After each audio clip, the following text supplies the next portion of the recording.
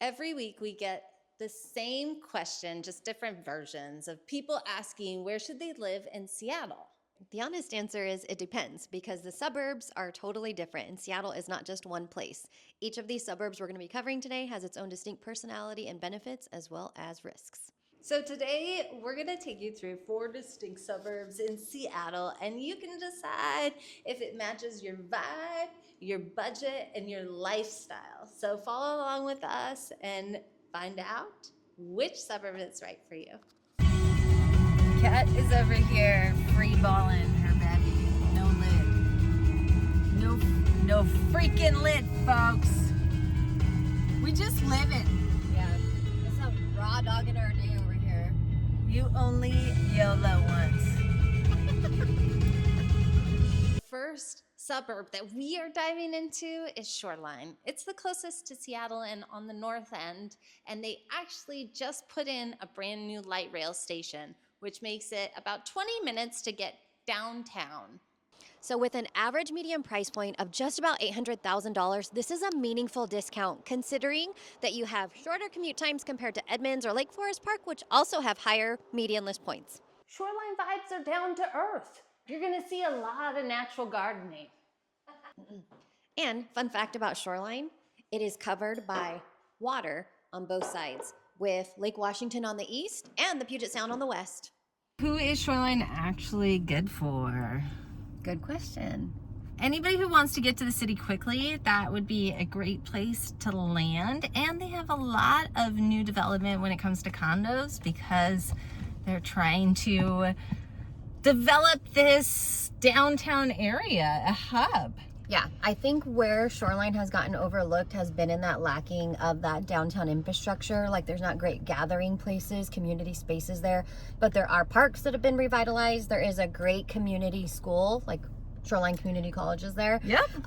Both from a development standpoint and from the people who are already living there. You can see this great intention to help make Shoreline a place that people want to live and gather. Next up on their list, we have Bothell, which is going to have a completely distinct vibe from all of the other areas we are talking about today. Key things to know about Bothell are going to be The tech bros love it. That's what you need to know. They love it there. It's dialed in. Their shrubs, they're well maintained, if you know what I mean.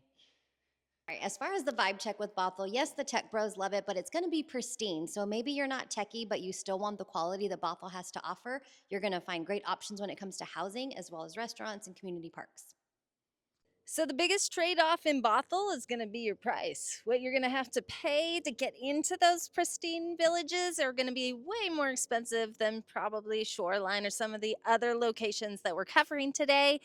And think no yard space.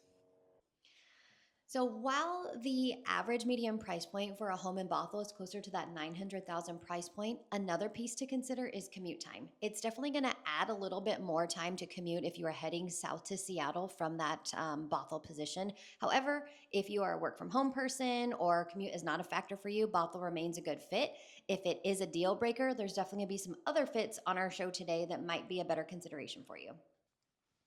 And now we are going to shift the energy and talk a little bit about Snohomish. We're talking about Snohomish, the town, not the county. It's a little bit different. Let me tell you why. All right, so let's talk about the vibe in Snohomish.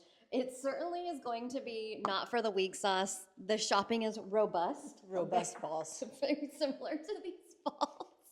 But think walks on Main Street and small town feel, great country farm to table charm, all of the things you would want if you're looking to develop deep roots in a community that you could see yourself growing in. The median house price in Snohomish is going to be right around $850,000. But the houses are going a little bit faster than anywhere else in the Seattle suburb areas. And they're big, baby. Not that size matters, but sometimes size does matter.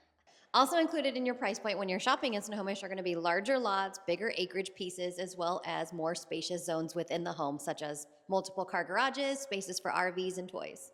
One of the downsides of Snohomish is going to be the commute. Yeah, there's no lit rail station, so you're really kind of stuck out here car dependent on most everything. Not only that, you are kind of landlocked for a minute there before you get to a major freeway. Yes, you have Highway 9 and Highway 2 access points that bring you to 405 pretty easily or whatever direction you need to go, but it's definitely going to still be subjected to like the same rush hour kind of features that all of our major commutes have. Yeah, so get used to driving, baby.